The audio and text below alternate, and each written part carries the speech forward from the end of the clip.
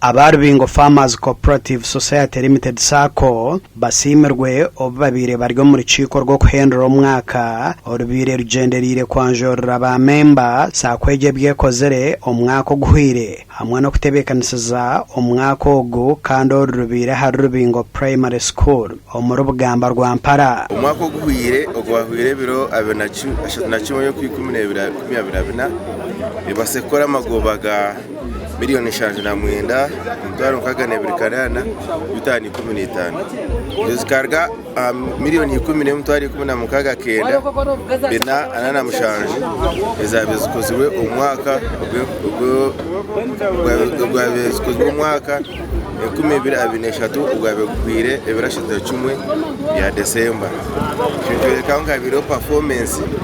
kandi patire tuyo tureba ngo sakayo nejo no kugutorekirire kongera kubanza kongera ba member akatubiye turi ba member birashatu mwindi twende tufike kumishatu kandi ba ready abo kwa buri kintu cyona tugenze introducingaho icyabe kibazabera kunaka torekirire kureba ngo abo abahingi batunge mishomo baba wero sensitized kwenda ngo bongere ahinga kwabo Sakweje kutunguka kwayo ekatahoza project nyingi ezerion zhwera ba member okweho mgoro shoni twini petrol station kandi nayo yitwereza abantu amashita tukasavinga ba customers bitu kandi ba member abo tubahereza obuhereza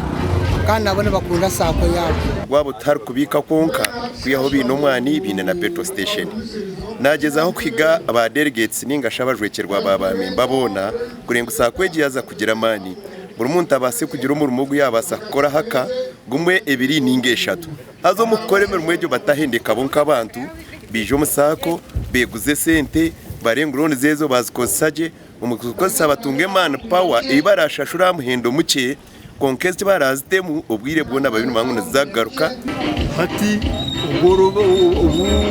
umusigazo wananga wa cooperative alliance byanagamba uboro twizire ntubutarubaje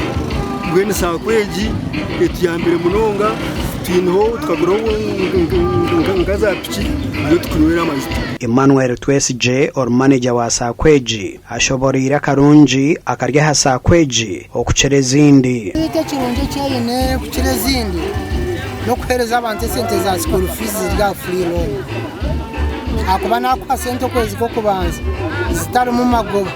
ngombere zo mwana mu kwezi kwa mukaga no kwa mushanje impamya nimba nyine cyo kutana hakindi aha mukorogu hona ba member batari bamwe na bamwe abasingire yo kubika no kweguza otireho no kushashoraje bahirwe birabo Sakweje katandikana ba member 15 mwaka gw'2023 bitwate ine ba member bari kurengo mu 20 kandi izirene kurakurana okurujira aha reporter eshohozibwo mbazo webitabo wa Sakweje gasha kwa Susan Charsima Senior India